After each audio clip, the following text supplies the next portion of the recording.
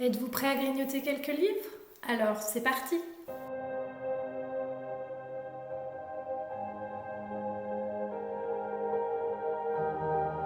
Bonjour et bienvenue sur la chaîne pour une nouvelle vidéo.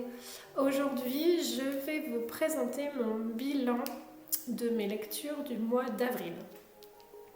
Alors, je suis assez fière de moi puisque j'ai réussi à lire 5 romans qui représentent 1620 pages, quelque chose comme ça.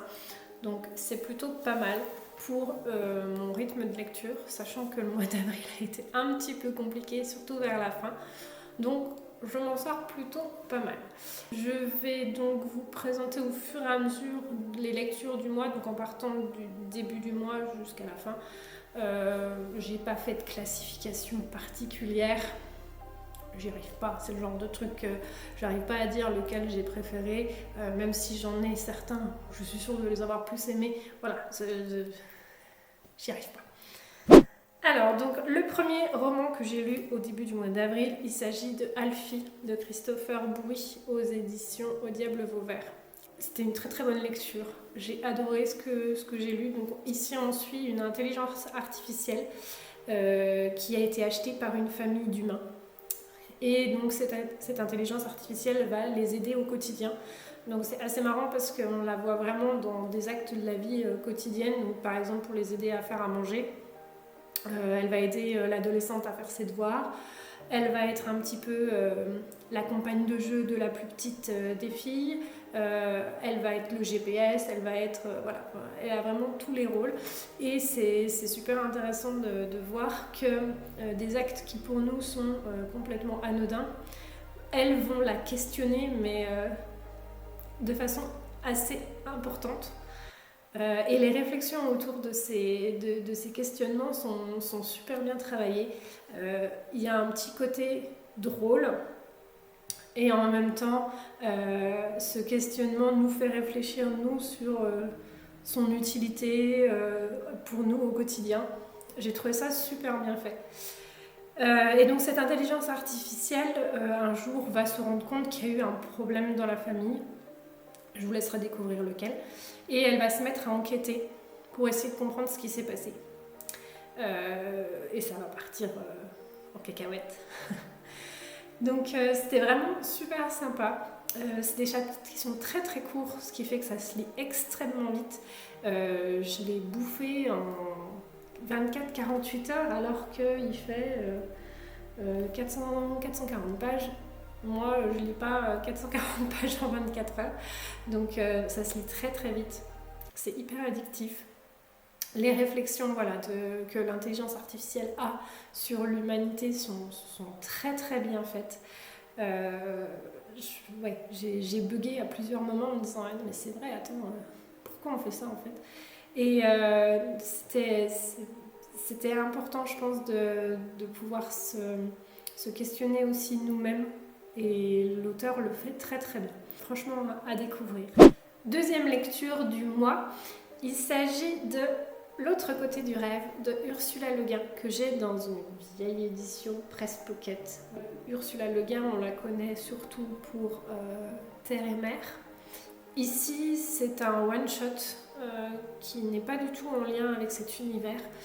On va suivre George Orr, qui a un pouvoir un peu particulier, puisque quand il rêve, ce qu'il rêve se transfère dans la réalité, ce qui fait qu'il réécrit la réalité toutes les nuits. Ça va finir par le rendre fou, et on va le retrouver au moment où il pète un plomb, et il va être suivi par un psychologue hypnothérapeute qui va se servir du don à Georges pour réécrire l'histoire à sa manière. C'était super intéressant du point de vue déjà onirique, au niveau du rêve, au niveau de l'hypnose. J'ai fait une formation d'hypnose il y a quelques années, et l'hypnose thérapeutique qui est décrite dans ce roman peut avoir ce côté spectaculaire et éthiquement pas correct, qui fait que l'hypnose pose encore question de nos jours, et elle le pose totalement dans ce roman. L'hypnose thérapeutique donc, du psychologue sur Georges n'est pas du tout éthique. Et moi, pour avoir été dans le cas où j'ai pratiqué un peu d'hypnose, j'en ai eu un peu aussi, de me dire que voilà, ça peut aller quand même sur des choses bien plus fortes, bien plus discutables, ça questionne. Voilà, donc ça m'a ouvert les yeux peut-être aussi sur cette pratique que moi je vois comme étant thérapeutique et douce, et finalement peut-être pas tant que ça. Et l'histoire en elle-même, elle est pas...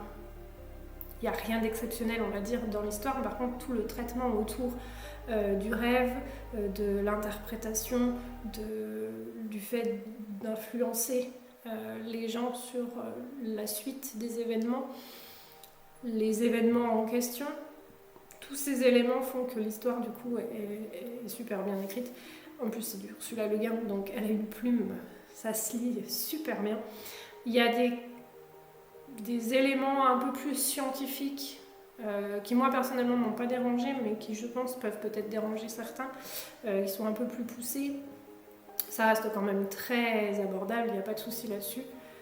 Mais voilà, c'est une très bonne entrée dans la matière, je trouve.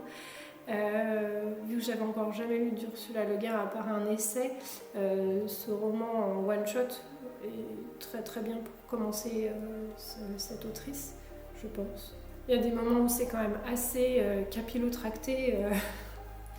On se dit mais à quel moment on peut rêver de choses pareilles, mais finalement en fait quand on y réfléchit c'est pas si déconnant que ça en fait, parce que on se souvient pas forcément de nos rêves. Mais je pense qu'on rêve pas juste de prairies et de petites fleurs au quotidien. Donc non, franchement, c'était intriguant. Ça m'a tenu en haleine jusqu'au bout. Et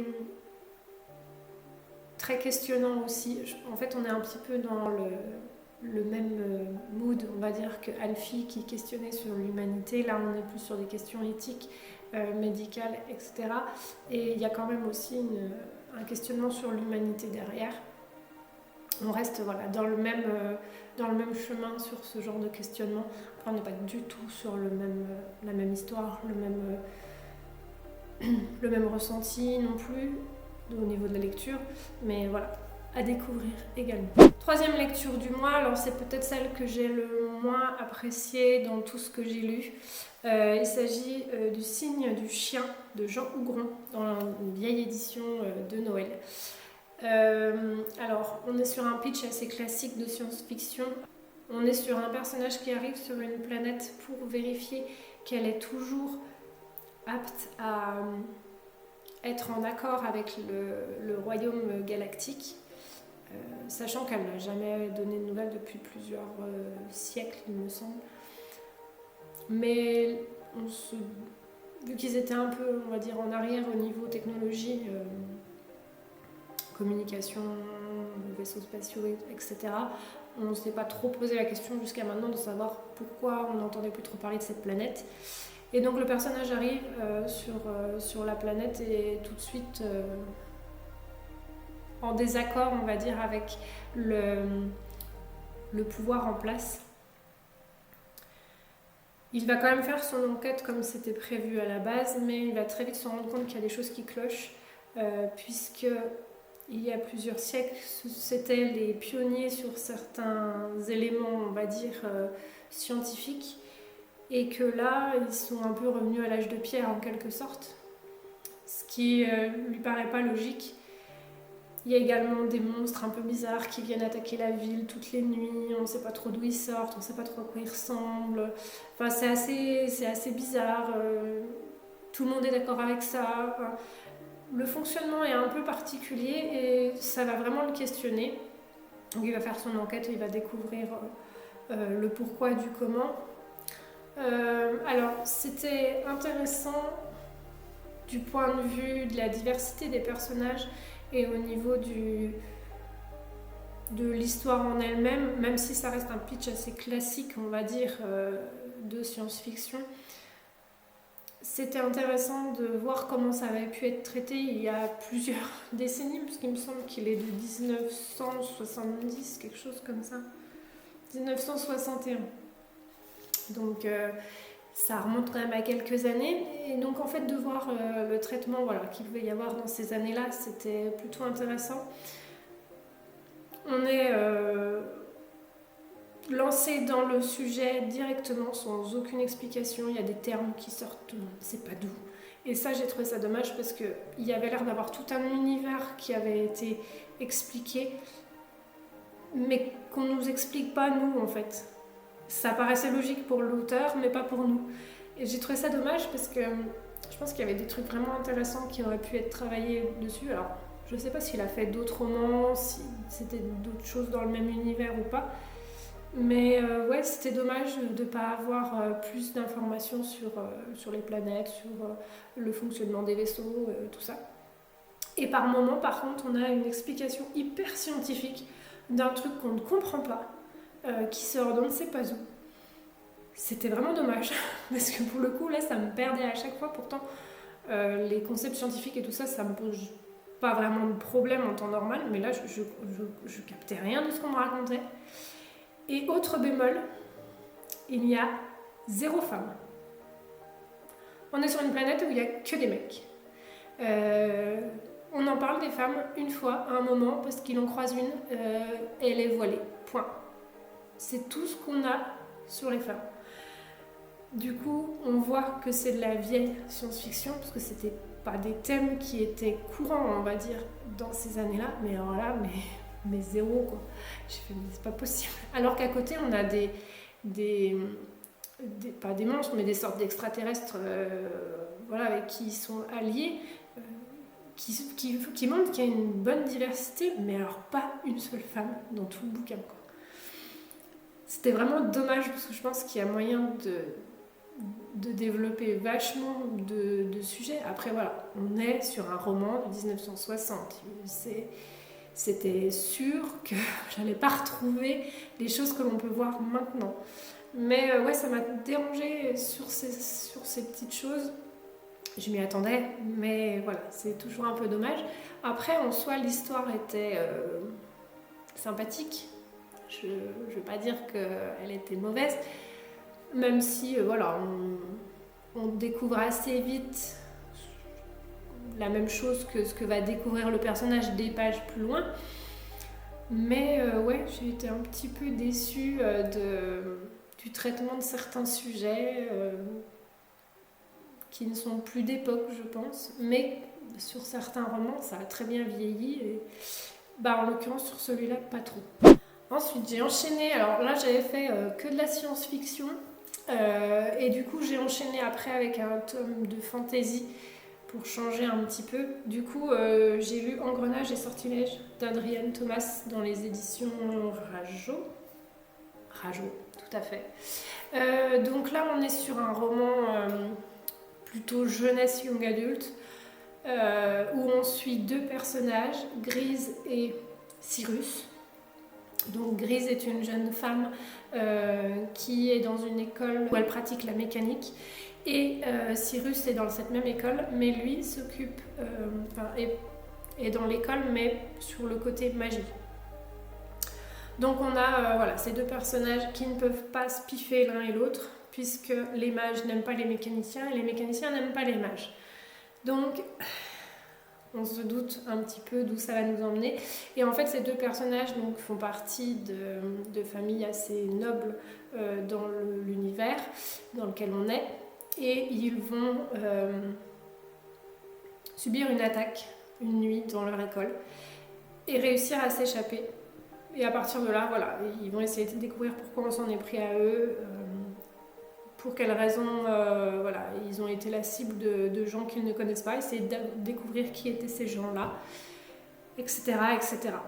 Au début, j'ai eu énormément de mal avec le traitement du racisme entre guillemets entre les mécaniciens et les mages. On est clairement en fait sur une échelle de caste avec les mages qui sont au-dessus et les mécaniciens qui sont en bas. Et du coup, les mages en font baver aux mécaniciens, mais les mécaniciens n'ont rien le droit de dire aux mages, sinon ils sont châtiés. Enfin voilà, c'est vraiment cette histoire de classe qui au début m'a énormément dérangée, dans le sens où les réflexions étaient très puériles, mais ce qui est normal puisqu'on est sur des jeunes, des ados. Donc on est sur des réactions qui sont très puériles. J'ai pas d'autres termes qui me viennent à l'esprit. Mais c'est dommage parce que sur le coup, je me suis dit si c'est comme ça sur 400 pages, ça va pas le faire. Je vais pas pouvoir arriver au bout. Et en fait, à partir du moment où on a le moment où ils se font, où on essaye de les enlever, il y a une scission en fait au niveau de la pensée des personnages qui fait que ils commencent à réfléchir différemment en se disant mais alors attends, moi on m'a dit qu'il fallait toujours que je fasse comme ça, mais pourquoi je fais comme ça? Et puis en fait ils sont peut-être pas plus mauvais que moi, et en fait mais pourquoi on fait ça? Et là en fait on arrive à découvrir vraiment le fond des pensées et à se dire bon ça y est, ils se rendent compte que on leur a appris à être comme ça, mais finalement c'est pas logique pour eux. Mais il a fallu cet élément déclencheur, et s'il n'y avait pas eu cet élément déclencheur, on serait toujours sur le même rythme de caste, quoi. Donc ce début m'a un peu dérangée, mais je comprends pourquoi il a été écrit comme ça, et il y avait besoin de cette scission pour montrer que ce qu'on leur avait toujours appris n'était pas logique. Maintenant, est-ce qu'il y avait vraiment besoin de cet événement pour se rendre compte des choses? Je suis pas sûre, mais je comprends le fonctionnement, il n'y a pas de souci. Après, le reste de l'histoire, ça coule tout seul. C'est hyper addictif, ça se lit super vite, ça reste du jeunesse young adulte, mais ça se lit très vite, c'est hyper entraînant. Enfin voilà, moi j'ai eu du mal à le lâcher, je voulais connaître la fin de l'histoire. On est sur des rebondissements qu'on ne voit pas forcément venir. Il y a un gros truc qui arrive, en fait on le découvre en même temps que les personnages, et franchement j'ai trouvé ça super parce que du coup j'ai absolument rien vu venir. Donc je me dis que c'est quand même super bien trouvé pour que j'arrive à ne pas me rendre compte de la chose, alors que bah voilà quoi, ça reste logique après tout quand on arrive au truc, et bah oui bien sûr, pourquoi j'ai pas vu venir, mais je l'ai pas vu, donc c'est que c'est plutôt bien fait. L'univers est vraiment super sympa aussi, j'aimerais en avoir plus, j'aurais voulu avoir plus de détails sur certains éléments, surtout sur tout ce qui est la mécanique, où on nous explique pas vraiment comment ça peut fonctionner. Autant la magie, on se représente vachement plus facilement. On lance un sort, une rune, ça nous parle. Par contre, niveau mécanique, on nous sort des noms de clés, des noms de tournevis, de machin, mais on ne voit pas trop à quoi ils pourraient ressembler, ni quelle est vraiment leur utilité. Et moi j'aurais voulu avoir un peu plus de développement là-dessus. Après on ne peut pas satisfaire tout le monde. L'univers reste très cool, on a ce petit côté steampunk qui est vraiment sympa. La diversité des personnages est vraiment plutôt bien équilibrée, je dirais, avec peut-être même une tendance à ce que ce soit les femmes qui prennent le pouvoir. Voilà, c'est très bien traité, il n'y a pas du tout de sexisme là-dedans. On a ce petit problème de caste au début qui disparaît au fil du roman, mais franchement rien à redire, c'était une très bonne lecture. Et donc il y a un deuxième tome dans le même univers qui est Dragon et Mécanisme, que je lirai avec grand plaisir pour connaître. Je crois que c'est juste dans le même univers, je suis pas sûre que ce soit les mêmes personnages, j'en sais rien. Mais j'ai hâte de découvrir cet autre roman de l'auteur. Et dernier roman que j'ai lu ce mois-ci, il s'agit du premier tome des Mondes d'Éolian, La forêt des captifs, de Pierre Bottero dans les éditions Rajo. J'ai adoré. J'avais adoré La Quête d'Ewilan, donc la première trilogie que j'avais dévorée. Bon voilà, j'ai refait la même. Je l'ai lu en 24 heures alors que comme d'hab, je lis pas vite, mais là les 300 pages ils sont passés mais à une vitesse folle. C'était super bien écrit, encore une fois, il y a plein d'éléments qui sont traités dans ce roman. La diversité, la colère, la vengeance, et c'est tous des sujets qui peuvent être compliqués et qui sont super bien faits. On a même des éléments politiques, de choses un peu qui vont sortir un peu, on va dire, de ce qu'on a l'habitude de voir, surtout dans un roman jeunesse, mais qui passent super bien, qui sont très très bien traités et qui sont totalement compréhensibles, que ce soit pour des jeunes, que pour des personnes moins jeunes, on va dire, parce qu'on va pas dire que je suis vieille non plus, mais et c'est très très bien écrit. C'est génial. Tous les personnages sont bien, il y a une scène qui m'a fait mourir de rire. Pour ceux qui veulent, je leur dirai s'ils veulent. Mais il y a une scène, je l'ai tellement pas vu venir et quand c'est arrivé, j'étais j'en pouvais plus. Voilà, je peux pas trop vous en dire, sinon je risque de vous spoiler un peu La Quête d'Ewilan. Donc voilà, je dirai rien, mais je lirai la suite très très prochainement parce que je veux connaître la fin et je pense que je vais pas tarder à essayer de me trouver aussi les 3 tomes d'Elana parce que cet univers est vraiment génial, il est hyper riche, il est hyper bien construit et à chaque fois je ferme le bouquin en me disant mais c'était trop court, j'en aurais voulu plus. Comme tout bon roman, voilà, on peut pas être tout le temps dans cet univers, mais c'est super bien écrit. Donc, écoutez, en tout cas, si vous ne connaissez pas La Quête d'Ewilan, Le Monde d'Ewilan de Pierre Bottero, n'hésitez pas, c'est vraiment de la très très bonne littérature et française en plus. Voilà, écoutez, c'était mes lectures du mois d'avril. Donc écoutez, je suis plutôt satisfaite qu'à 5 romans sur le mois, c'est à peu près ma moyenne. C'est plutôt pas mal, étant donné que je lis pas des masses. Sur ce, je vous laisse. N'hésitez pas à me dire en commentaire quel est votre bilan du mois, qu'est-ce que vous avez pu lire, est-ce qu'on a eu des lectures en commun ou pas, est-ce qu'il y en a certains qui vous font envie. Je vous dis à la prochaine pour grignoter de nouveaux livres. Bye!